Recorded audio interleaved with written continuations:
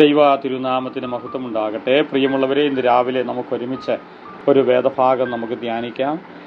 100-ാം സങ്കീർത്തനം, അതിൻ്റെ 5-ാമത്തെ തിരുവചനം. അവിടെ നമ്മൾ ഇങ്ങനെയാണ് വായിക്കുന്നത്: യഹോവ നല്ലവനല്ലോ, അവൻ്റെ ദയ എന്നേക്കുമുള്ളത്, അവൻ്റെ വിശ്വസ്തത തലമുറ തലമുറയോളം ഇരിക്കുന്നു. പ്രിയമുള്ളവർ, എത്ര മനോഹരമായ, എത്ര ആശ്വാസപ്രദമായ ഒരു തിരുവചനമാണ് ഇന്ന് രാവിലെ കർത്താവ് നമുക്ക് തന്നിരിക്കുന്നത്. അവിടെ പറയാ, യഹോവ നല്ലവനല്ലോ. നാം സേവിക്കുന്ന ദൈവത്തെക്കുറിച്ച് സങ്കീർത്തനക്കാരൻ പറയാ, നമ്മുടെ കർത്താവ് നല്ല കർത്താവാണ്. പ്രിയമുള്ളവരെ, ആ കർത്താവിനെക്കുറിച്ച് ഒരു കുറവ് പറയാനില്ല, ഒരു തെറ്റു പറയാനില്ല. നമുക്ക് ആ കർത്താവിനെക്കുറിച്ച് ഒന്നും നെഗറ്റീവായി പറയാനില്ല. അത്രമാത്രം നല്ല ഒരു ദൈവം. പറയാ, യഹോവ നല്ലവനല്ലോ. പ്രിയമുള്ളവർ, നമ്മുടെ കർത്താവ് നല്ല കർത്താവ്. ഒന്ന് വാഗൊണ്ടൊന്ന് പറഞ്ഞേ, എൻ്റെ കർത്താവ് നല്ല കർത്താവാണ്.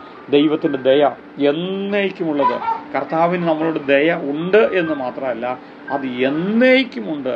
അത് തീർന്നു പോയിട്ടില്ല. പണ്ടെന്നോ എന്നോട് ദയ കാണിച്ചു, പണ്ടെന്നോ എന്നെ സ്നേഹിച്ചു എന്നല്ല, എന്നെ എല്ലാ ദിവസവും സ്നേഹിക്കുന്ന, എല്ലാ ദിവസവും നടത്തുന്ന, എന്നേക്കും എന്നോട് ദയുള്ള, എല്ലാ സമയത്തും എന്നോട് ദയ ഉള്ള ഒരു നല്ല കർത്താവാണ് നമ്മുടെ കർത്താവ്. അപ്പോൾ നമ്മുടെ കർത്താവ് ദയ കാണിക്കുന്നവനാണ്. ഇന്ന് ഈ പകല് നമ്മുടെ ജീവിതത്തിൽ കർത്താവിൻ്റെ ഒരു ദയ ആവശ്യമുണ്ടെങ്കിൽ, പ്രിയമുള്ളവരെ, കർത്താവിനോട് പറയൂ, കർത്താവ് നിങ്ങളോട് ദയ കാണിക്കുന്ന കർത്താവാണ്. അവൻ്റെ വിശ്വസ്തത തലമുറ തലമുറയോളം ഇരിക്കുന്നു. പ്രിയമുള്ളവർ, നോർത്ത് നോക്കിയേ, കർത്താവിൻ്റെ വിശ്വസ്തത ഒരു തലമുറ കൊണ്ട് തീരുന്നില്ല, നമ്മുടെ മക്കളുടെ കാലം കൊണ്ട് കഴിയുന്നില്ല. അത് വീണ്ടും വീണ്ടും തുടർന്നുകൊണ്ടിരിക്കുന്നു. തലമുറ തലമുറയോളം മാറി മാറി വരുന്ന തലമുറകൾക്കെല്ലാം ഞാൻ യേശുവിനെ സേവിച്ചത് മുഖാന്തരം, നമ്മൾ കർത്താവിനെ സേവിച്ചത് മുഖാന്തരം നമ്മുടെ തലമുറകൾക്ക് നന്മകളും അനുഗ്രഹവും നൽകുന്ന ഒരു കർത്താവ് എന്നാണ് മനസ്സിലാക്കുന്നത്. പ്രിയമുള്ളവരെ, നമ്മൾ നമ്മുടെ ഗവൺമെൻറ്റിന് വേണ്ടി നമ്മൾ സേവനം അനുഷ്ഠിച്ചാൽ നമുക്ക് നമ്മുടെ ആയുഷ്കാലത്തൊക്കെ നമുക്ക് വേണ്ടി ശമ്പളം തരും. അതിനുശേഷം നമ്മുടെ ജോലിയിൽ നിന്ന് പിരിഞ്ഞു കഴിഞ്ഞാൽ നമുക്ക് പെൻഷൻ തരും. പക്ഷെ നമ്മൾ മരിച്ചു കഴിയുമ്പോൾ അതോടെ അത് തീർന്നു പോകും. എന്നാൽ ഇവിടെ കർത്താവിനെ സേവിക്കുന്നവരെ കുറിച്ച് പറയുകയാണ്, അവൻ്റെ വിശ്വസ്തത തലമുറ തലമുറയോളം ഇരിക്കുന്നു. ഇന്ന് ഞാൻ നിങ്ങളോട് പറയട്ടെ, നാം ചെയ്യുന്ന ഏറ്റവും വലിയ കാര്യം കർത്താവിനെ സേവിക്കുന്നതാണ്, കർത്താവിന് വേണ്ടി ജീവിക്കുന്നതാണ്. അത് നമ്മുടെ കാലത്ത് തീരുന്നില്ല. അത് നമ്മുടെ കാലം കൊണ്ട് അതിൻ്റെ പ്രതിഫലം തീരുന്നില്ല.